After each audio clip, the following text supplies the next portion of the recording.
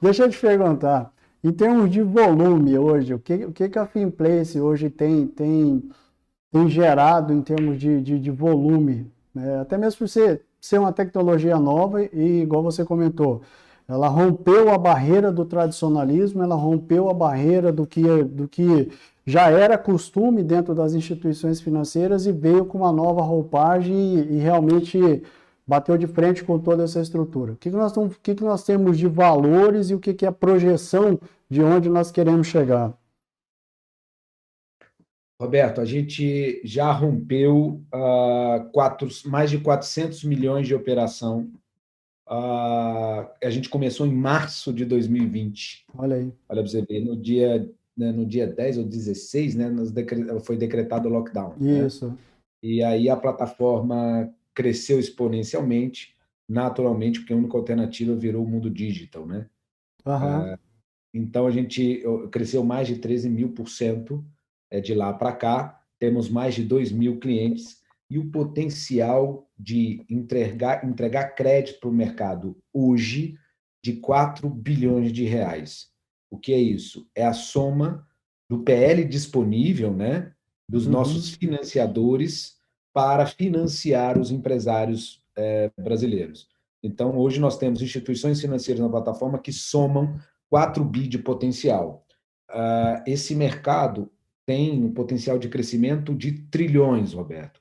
O grande ponto é qual é o apetite, né? Isso. O que o empresário brasileiro vai fazer diante de tudo que está acontecendo. Então, a Finplace é um termômetro natural, né, da coragem, né, ou desespero do brasileiro frente às movimentações econômicas e políticas. Eu digo que hoje a gente está em temperatura média, né, aguardando alguns sinais, algumas sinalizações ao avanço da vacina, sinalizações de reformas, de estruturação, né, da conta pública, e aí eu tenho certeza que vira um duto de crescimento muito grande, principalmente porque o nosso foco não é ser o maior, né? É ser o melhor, é Uhum. empoderar, é fazer diferente e entregar valor ao Brasil e, com isso, conseguir fazer desse país uma nação realmente mais rica, né? E melhor. Porque não adianta a gente discutir conceitos enquanto não tem um PIB forte, gente. Não adianta ficar discutindo política, discutindo quem está certo, esquerda, direita, centro, se a gente não tem um PIB fortalecido. Então, esse é o nosso propósito.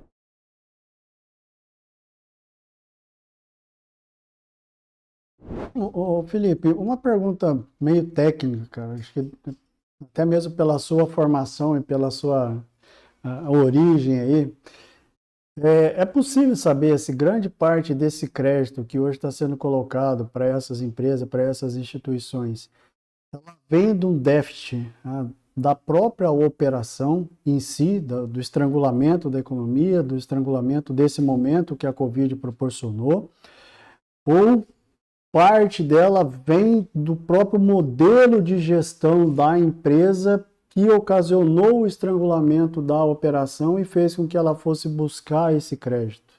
É possível ter alguma vamos dizer assim, um retrato dessa situação? Roberto, é exatamente esse o ponto que deixou o empresário brasileiro estigmatizado, né? Historicamente, o empresário brasileiro ele não tem uma boa gestão, né? Ele mistura as contas privadas com as contas da empresa, ele não pensa anualmente, né? Ele pensa em pagar o IPTU, por exemplo, em fevereiro. Ele deveria estar provisionando um dozeavos do IPTU, né? Esse é o raciocínio correto e não é muito o mindset do brasileiro. Esse é um lado da demanda de crédito, ou seja, uma falta de gestão mais aprimorada e que isso a gente tem que vir num processo de melhoramento realmente das bases das novas gerações. Isso está acontecendo, tá? Então, uma demanda de crédito é essa, e claro que na pandemia isso fica um pouco, muito mais aflorado quando você tem um erro de gestão. Mas existe a demanda de crédito, aquela chamada natural do mercado, né? Que é a dicotomia. O que é isso? Quanto mais um setor cresce, né, mais ele demanda crédito de fomento ao outro. Vou dar um exemplo. Quanto mais o setor, por exemplo, de entrega, né, de alimentação cresce, mais ele demanda a caixinha, né? Uhum. E essa empresa que faz a caixa dessa alimentação, ela não tinha previsto no business plan dela aquela demanda exponencial de alimentação. Portanto, ela recorre ao crédito para fomentar a sua produção. Então, esse conceito do crédito é um conceito positivo, né? São disparidades econômicas que, quando se movimentam naturalmente, demandam crédito. Esse é o crédito sadio, vamos chamar assim. Esse deveria ser o crédito natural e que tem em qualquer país do mundo, né? O Brasil tem um pouco mais com problema de falta de gestão e parte do algoritmo da Finplace, ele trabalha exatamente nisso, né? Num processo de matching, né? De conexão e de lógica de como você pega o crédito e por que você está pegando esse crédito e um pouco mais de conscientização, mas em vez de ser em cursos, por exemplo, é num processo bem pragmático, dinâmico, no algoritmo, e te pergunta, olha, você não quer dividir isso dessa forma, não seria melhor fazer da outra forma? E a gente entende que com isso a gente vai educando, né, melhorando a consciência desse gestor no Brasil.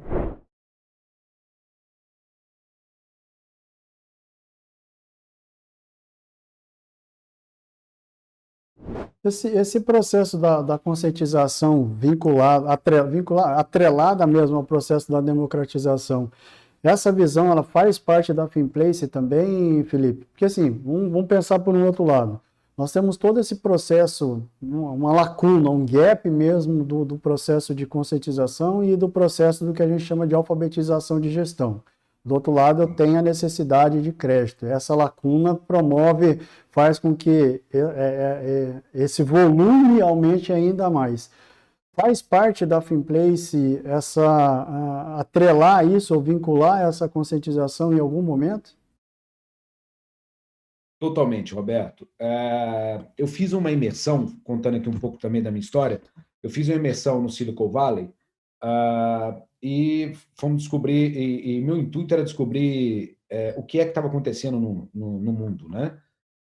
E, na verdade, eu descobri que o Silicon Valley não é tecnologia, né? O Vale do Silício, ele é uma forma de pensar, né? Uma forma de agir. E é completamente focado nas pessoas. Então, o que a gente aplica dentro da nossa estrutura da Finplace, por exemplo, é foco totalmente nas pessoas. Temos um programa de gestão de desempenho muito estruturado, né? Um plano de desenvolvimento individual muito estruturado, que foca em qualidade, estruturação, picos e vales do ser humano, né? Como diz o Simon Sinek, né? Uhum. Por trás de toda empresa existe uma pessoa. Então, esse raciocínio a gente leva para o nosso cliente também, Roberto. Então, o que a gente se propõe a fazer é, primeiro, a gente tem que ganhar uma esteira e mostrar o diferencial e o poder da escolha, à la Uber, né? Uhum.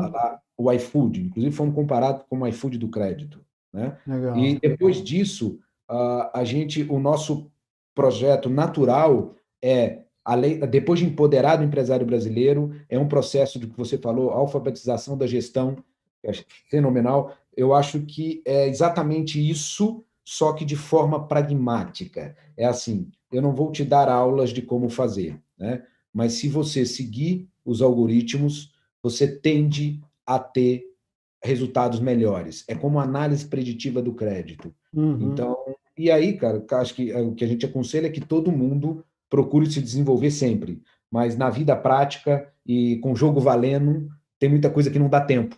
Então, a gente quer usar Exato. exatamente o nosso algoritmo para propor alternativas. Então, de forma bem pragmática, a gente propõe, por exemplo, que que aquele empresário divida o borderô dele, a demanda dele, que ele repense, olha, por exemplo, se ele começa a tomar todos os dias, né, a gente vai aconselhar ele uma consultoria empresarial. Eu falei, olha, você está com um descasamento de fluxo de caixa, né? E seu capital de giro está começando a ficar com um risco muito elevado, né? Então, esse é o trabalho no final de realmente de alfabetização de gestão. Gostei muito desse termo, Roberto.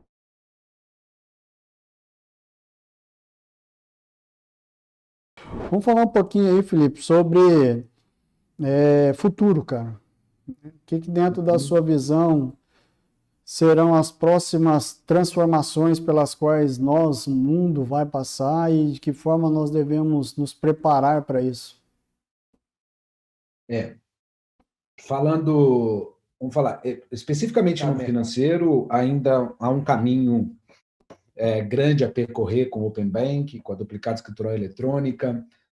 Isso vai dar mais segurança, pragmatismo e uma relação direta com o investidor, né? Ou seja, a tendência é que realmente a gente tire o intermediário, né? E a conexão seja de ponta a ponta mesmo, né? Então, que em vez de você colocar seu dinheiro num grande banco e esse grande banco empresta para uma empresa pequena, você pode colocar um pedacinho direto na empresa pequena, né? Essa é a regra, é uma tendência do mercado financeiro. O Banco Central, muito sabiamente, já detectou e já vem desenvolvendo o processo do Open Bank, né?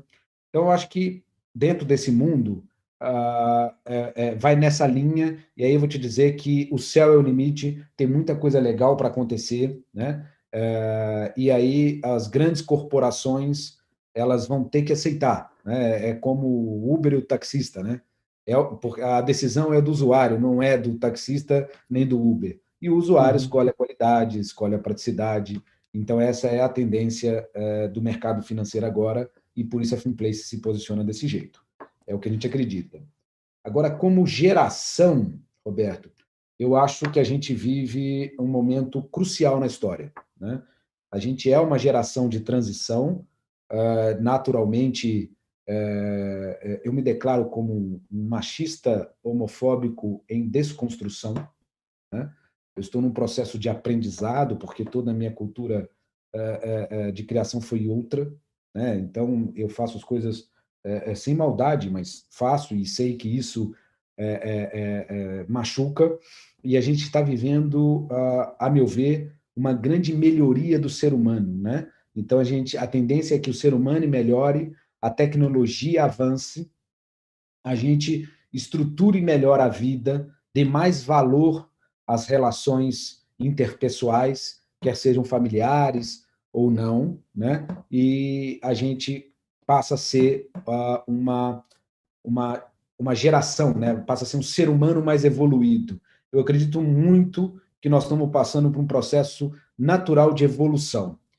O problema é que nenhuma mudança é indolor, né? Uhum. Então, o que a gente vê aí é que todo esse processo causa extremismos, né? Tanto de esquerda quanto de direita, quanto de sim ou não, né? Mas o fato é que a gente está se transformando e parece que há uma força muito maior do que nós podemos controlar. Eu vejo pelos meus filhos que já nascem com chip. Eu tenho mais velho, tem 13 anos, ele nasce com o chip alterado, você entendeu? Não fui eu que implantei, eu juro. Ele vem diferenciado de fábrica. Já vem super evoluído. Exatamente.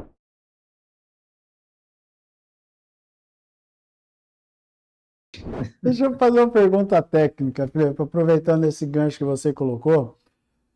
Tirando esses intermediários, que é o que nós temos hoje dos nossos mercados, o que representa isso em termos de percentual, de taxa, né? Qual que é essa lacuna que esse meio vai deixar e que, de certa forma, sobraria para os nossos clientes?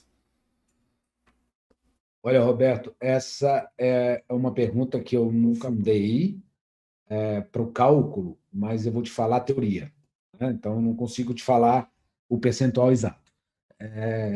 Mas eu vou até começar a pensar em fazer esse cálculo. Mas a teoria é: se uma vez eu tiro todo o custo da intermediação, né, e passo a ter uma relação peer-to-peer, né, de ponta a ponta, né, de pessoa a Uhum. pessoa, eu passo a ter apenas o custo transacional, ou seja, eu não tenho custo de administração, não tenho custo de back-office, eu não tenho custo de custódia, eu tenho o custo de transacional da operação.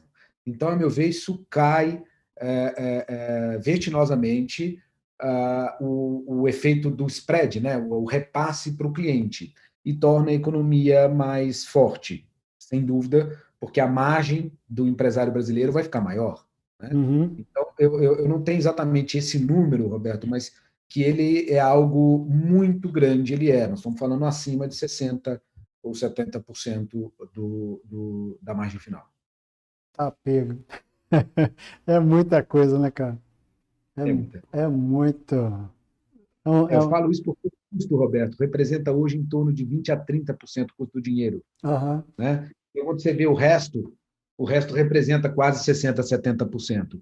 Se a gente puder tirar esse resto e deixar só o custo transacional do risco-retorno, né? E uma tarifa para que faça essa operação, ficaria tudo muito mais simples. Maravilha.